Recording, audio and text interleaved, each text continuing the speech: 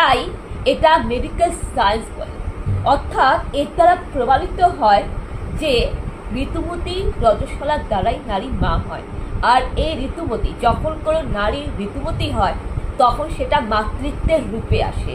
অর্থাৎ নারীদের আমরা জানি 3টা জন্ম, বিয়ে হলে একটা জন্ম, মা হলে 3য় জন্ম, কিন্তু নারীদের 4টা জন্ম আছে। একটা হচ্ছে যখন সে মায়ের কোল থেকে যখন ভূমিষ্ঠ হয়, যখন কোনো কন্যা সন্তান জন্ম হয়।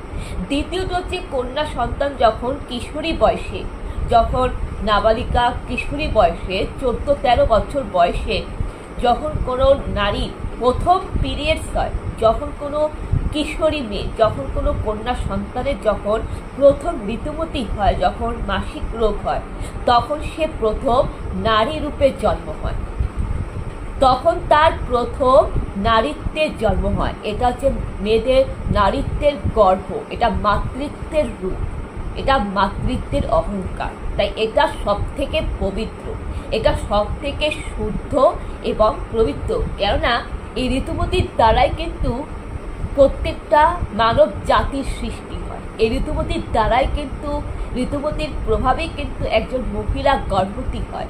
এই ঋতুমতীর দ্বারাই কিন্তু মানুষের একটা মায়ের পেটে সন্তান ভ্রূণ তৈরি হয়। এই ঋতুমতীর দ্বারাই কিন্তু নারী একজন সন্তানের জন্ম দেয়, গোটা পুরুষ জাতির জন্ম হয়, মানব জাতির জন্ম। অর্থাৎ এই রজস্বলা, এই ঋতুমতী হলো মানব সভ্যতার সৃষ্টি, জগৎ সংসারের সৃষ্টি। তার কারণ অম্বাবচী মানে আমরা সকলেই জানি, অম্বাবচীতেও কিন্তু মা বসুন্ধরা অর্থাৎ আমাদের যে ধরিত্রী মাতা ঋতুমতী থাকে। অম্বাবচীর সময় দেবী দুর্গা, মা লক্ষ্মী, দেবী সরস্বতী, দেবী গঙ্গা, মা দুর্গার যে রূপ দেবী কামাখ্যা মা কিন্তু রজস্বলা ঋতুমতী থাকে। এবং ওই অম্বাবচীর সময় প্রকৃতিও ঋতুমতী থাকে। যখন তার অম্বাবচী শেষ হয়ে যায়, অর্থাৎ ধরিত্রী মাতার যখন মাসিক রোগ শেষ হয়ে যায়, তখন নতুন করে পৃথিবীতে গাছপালা জন্মায়, নতুন করে ফল গাছ, ফুল গাছ জন্মায়, নতুন করে কৃষকরা মাঠে লাঙ্গল চাষ করে, ধান, গম, যব, ভুট্টা, নতুন করে শাকসবজি ফসল উৎপাদন হয়, যেটা বলা হচ্ছে যে মা বসুন্ধরার কোলে নতুন করে সন্তানের জন্ম হচ্ছে। তার আগে অম্বাবচীতে মা বসুন্ধরার পিরিয়ড ছিল, শরীর খারাপ ছিল।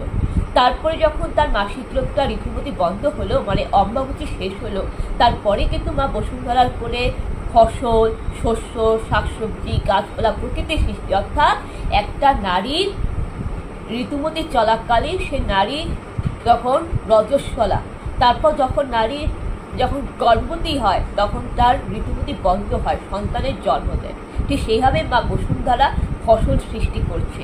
অর্থাৎ নারীদেরকেও কিন্তু আমরা জগৎ রূপে ধরতে পারি। নারীরা কিন্তু পৃথিবীর রূপ, নারীরা হচ্ছে জগতের রূপ। আর নারীদেরকে কিন্তু প্রকৃতির সাথে তুলনা করা হয়েছে, কারণ প্রকৃতিও ঋতুমতী হয় অম্বাবচীতে। আর নারী হচ্ছে প্রাকৃতিক, নারী হচ্ছে প্রকৃতির অংশ। হ্যাঁ, আর মা বসুন্ধরা নারীকে বলা হয় কেন? যিনি মা, সেই মাও একজন নারী। আর শাস্ত্রে আমরা পড়েছি জননী জন্ম ভূমিশ্চ স্বর্গাদপি গরীয়সী, জননী জন্ম ভূমিশ্চ স্বর্গাদপি গরীয়সী। অর্থাৎ মাতা স্বর্গ, মর্ত, পাতাল, ত্রিভুবন থেকে বড়, জগৎ সংসার থেকে সর্বশ্রেষ্ঠ হচ্ছে মাতা। সেই মা একজন নারী। আর একজন নারী তখনই মা হয় যখন তার রজস্বলা পিরিয়ডস হয়। তাই নারীদেরকে পৃথিবী বলা হয়, নারীদেরকে জগতের রূপ বলা হয়। কেন? অম্বাবচী যেরকম নারীদের মাসিক চক্র, রজস্বলাও সেরকম। ঠিক সেইভাবেই যে নারী কুমারী থাকে, যে নারী কুমারী থাকে, যে নারী গর্ভবতী নয়, যে নারী মা নয়, যে নারী গর্ভবতী নয়, সে নারী নর্মালভাবে, স্বাভাবিকভাবে রেচন প্রক্রিয়ার মতো হরমোনের পরিবর্তনে তার মাসিক চক্র বা ঋতুমতী হবে, যে কারণে তার দেহ থেকে ডিম্বাণুটা শরীর থেকে বের হয়, নির্গত হয়। কেননা এটা রক্তের অংশ, এটা রক্তের লোহিত রক্ত কণিকা, রক্তের যে অংশ, রক্তের তিনটা ভাগ আছে, একটা লোহিত রক্ত কণিকা, একটা শ্বেত রক্ত কণিকা, একটা অনুচক্রিকা। তো যখন মানুষের পিরিয়ড বা হাত কেটে গেলে যেরকম রক্ত বের হয়, অথবা শরীর খারাপ মাসিক চক্রের মাধ্যমে যে রক্ত নির্গত হয়, ওটা কোনো দূষিত রক্ত নয়। এই যে আপনারা সবাই যে কুসংস্কার অন্ধবিশ্বাসে বলে আছেন যে পিরিয়ড হলো অশুচি, পিরিয়ড হলো অপবিত্র, মানুষের দেহ থেকে দূষিত পদার্থ বেরোচ্ছে, এটা সম্পূর্ণ ভুল। এটা কুসংস্কার, অন্ধবিশ্বাস। কারণ পিরিয়ড হচ্ছে সেটাই হরমোনের পরিবর্তনে, মানুষের দেহের হরমোনের পরিবর্তনে, নারীর গর্ভে হরমোনের পরিবর্তনে ইউটেরাস, ওভারিয়ান, জরায়ুর মধ্যে থাকা ডিম্বাণু মাসিক চক্রের মাধ্যমে বের হয়। আর যে রক্তটা যে নির্গত হয় ওটা হচ্ছে লোহিত রক্ত কণিকা। এটাই হচ্ছে মেডিকেল সায়েন্স বলে, জীবন বিজ্ঞান বলে। তাই দয়া করে কুসংস্কার মানবে না, এটাকে কখনোই অপবিত্র বলবেন না, এটা কখনোই অশুচি বলেন। যে নারী ঋতুমতী হয় সেই নারী পবিত্র হয়। ঋতুমতীর সবাই সেই নারী পবিত্র, আর সেই ঋতুমতী সেই রজস্বলাটাও পবিত্র। কেন?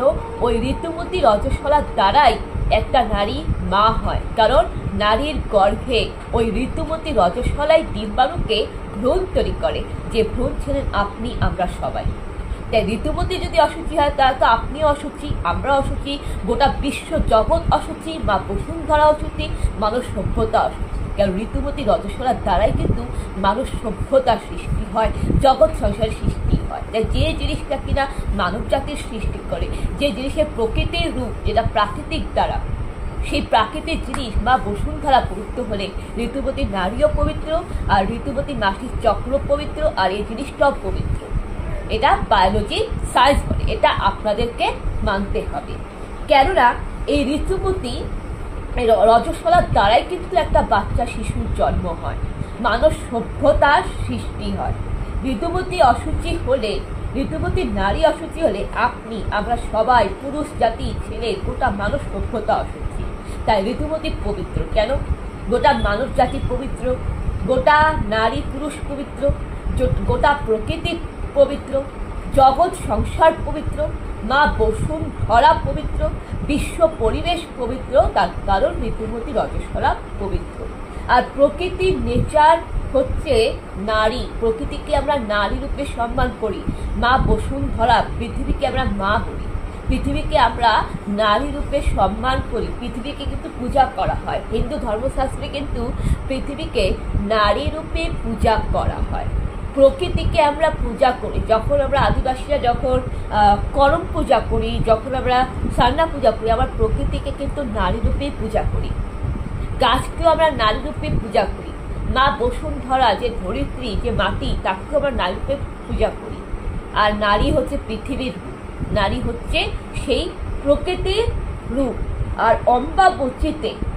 অম্বাবচীতে কিন্তু দেবী কামাখ্যা মা গঙ্গারও কিন্তু শরীর খারাপ হয়। যদি ঋতুবতী নারী যদি অপবিত্র, অশুচি বলা হয়, তা দেবী কামাখ্যা মাও অশুচি, মা গঙ্গাও অশুচি। আর মা গঙ্গা অশুচি কারণ দুটা মেডিকেল সায়েন্স বা এটা বিজ্ঞান বলে যে আমরা প্রতিদিন গঙ্গা সাগরে আমরা আবর্জনা ফেলছি, প্রতিদিন প্রতিমা বিসর্জন হচ্ছে নদীতে, প্রতিদিন পিকনিক হচ্ছে, প্লাস্টিক ফেলানো হচ্ছে নদীতে, নোংরা ফেলা হচ্ছে। এটা কি? জলটা দূষিত হচ্ছে, গঙ্গা দূষণ হচ্ছে। নদী দূষণ মানে হচ্ছে গঙ্গা দূষণ, আর গঙ্গা জলেই নানা রকম জীবাণু ফেলা হচ্ছে। আর শাস্ত্রে বলে যে গঙ্গা জলেই নাকি সব পাপ ধুয়ে মুছে সাফ হয়ে যায়, গঙ্গা জলেই নাকি সব পবিত্র হয়ে যায়। যতই গঙ্গা জলকে নোংরা করা হোক না কেন, তবুও কিন্তু মা গঙ্গা পবিত্র থাকে। যতই গঙ্গা জলে দূষিত পদার্থ, বজ্র পদার্থ, গরু, ছাগল, মোষ, যতই গঙ্গা জল দূষণ করে না কেন, তবুও মা গঙ্গা পবিত্র থাকবে। ঠিক সেরকমই নারীদেরকেও কিন্তু মা গঙ্গা বলতে হয়, কেননা মা